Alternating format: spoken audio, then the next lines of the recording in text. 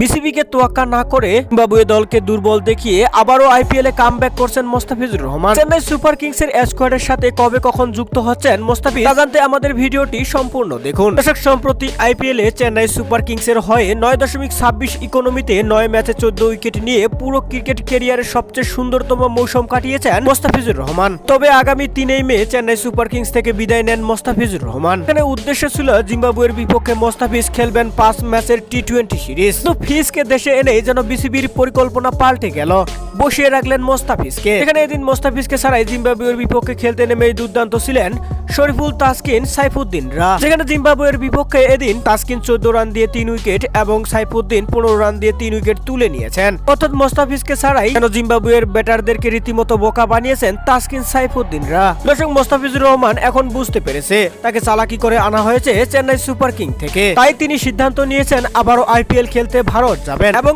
MS ধোনির চেন্নাই কিংসের সাথে যুক্ত হয়ে খেলবেন মোস্তাফিজুর রহমান। তবে MS ধোনির দল চেন্নাই সুপার কিংসের সাথে কবে যুক্ত হচ্ছে এ বিষয়ে ক্লিয়ার কোনো বার্তা দেয়নি। মনে করা যাচ্ছে আগামী 10 মে টাইটান্সের বিপক্ষে ম্যাচ দিয়ে আবারও আইপিএল এ ফিরতে চলছে মোস্তাফিজুর রহমান। তো দর্শক, আবারও আইপিএল এ মোস্তাফিজের কামব্যাক আপনাদের কেমন লেগেছে জানাবেন ভিডিওর কমেন্ট বক্সে।